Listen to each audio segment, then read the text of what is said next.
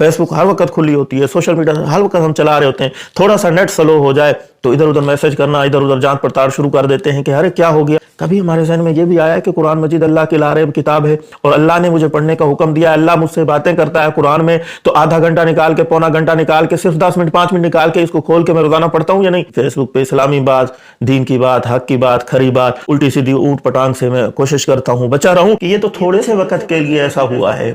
ایک دن انسان یہ ساری چیزیں چھوڑ کے جانے والا ہے۔ السلام علیکم ورحمۃ اللہ وبرکاتہ۔ رات کو جب فیس بک صرف آدھے گھنٹے کے لیے تقریباً بند ہوا،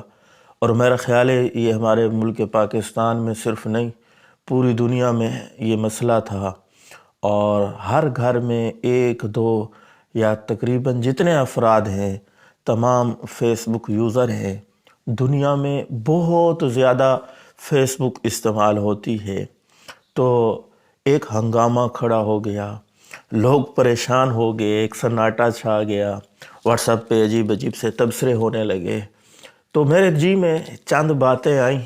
میرے ذہن میں آ رہی ہیں، آپ اتفاق کرتے ہیں یا نہیں، آپ کے ذہن میں بھی شاید آ رہی ہوں اس قسم کی باتیں۔ تو پہلی بات جو میرے ذہن میں آئی، دیکھیں فیس بک ایک غیر کا پلیٹ فارم ہے، ہم گویا کہ غیر کے محتاج ہیں۔ جب وہ چاہتا ہے ہمیں کنٹرول کر لیتا ہے، ہماری ساری چیزیں اپنے پاس محفوظ کر لیتا ہے، ویسے بھی ان کے پاس محفوظ ہیں لیکن ہمارے اختیار میں گویا کچھ نہیں رہتا، جیسا کہ صرف آدھا پون گھنٹہ کے لیے رات کو فیس بک ہمارے اختیار میں نہیں تھا، جو چیزیں فیس بک پہ ہم اپلوڈ کر چکے تھے وہ اس کے اختیار میں تھا جس کا یہ پلیٹ فارم ہے۔ اب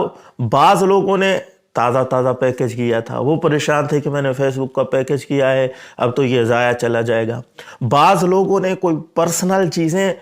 فیس بک پہ رکھی ہوتی ہیں محفوظ کے لیے، حفاظت کے لیے، جیسا کہ میں بھی 2014-15 کی بات ہے غالباً ایسے ہی کرتا تھا، جو چیز میری گیلری میں جگہ نہیں ہوتی تھی موبائل کی، فیس بک پہ اپلوڈ کر دیتا تھا، جب مجھے ضرورت ہوتی تھی وہاں سے اٹھا لیتا تھا،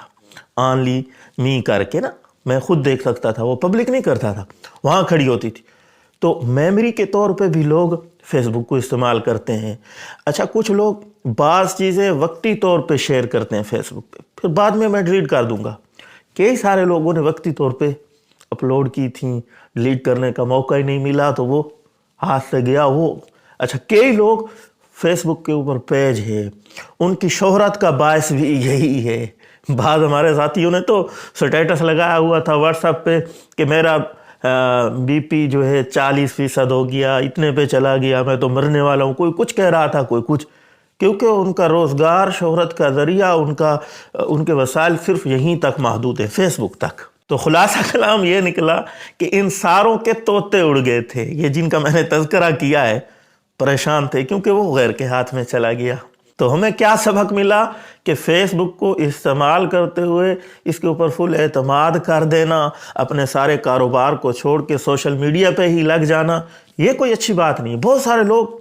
فیس بک کو اور یوٹیوب کو، سوشل میڈیا کو اتنا سیریس لے لیتے ہیں، وہ سرکاری ملازم ہیں، وہ پرائیویٹ کہیں ملازمت کر رہے ہیں، وہ ٹیچر ہیں، وہ سکول اسٹڈی کر رہے ہیں، سارے کام چھوڑ چھاڑ کے سوشل میڈیا پہ آ جاتے ہیں، یہی شاید کمائی کا ذریعہ ہے، یہی شہرت کا ذریعہ ہے۔ کچھ لوگوں کو میں نے یہاں تک کہتے ہوئے سنا ہے کہ پڑھنے کا کوئی فائدہ نہیں ہے، ڈگری حاصل کرنے کا کوئی فائدہ نہیں ہے، سرکاری ملازمت اس کا جاب کا کیا فائدہ، مزدوری کرنے کا کیا فائدہ کہ چند پیسے ملتے، سوشل میڈیا پہ اتنے آؤ، لاکھوں کماؤ، اور پھر وہ ایسا ہی کرتے ہیں، اپنا شعبہ، اپنا جو وہ کام ہوتا ہے اس کو چھوڑ دیتے ہیں، ساری کی ساری اپنی ادھر صلاحیتیں، ادھر توجہ لگا لیتے ہیں اور اسی کو لے کے بیٹھ جاتے ہیں۔ تو ایسا بالکل نہیں کرنا، یہ غیر کے پلیٹ فارم ہے، جب وہ چاہتے ہیں ان کو منجمد بند کر دیتے ہیں، جب چاہتے ہیں کھول دیتے ہیں۔ دوسری نصیحت کہہ لیں، سبق کہہ لیں، وہ مجھے یہ حاصل ہوئی، میرے ذہن میں یہ بات آئی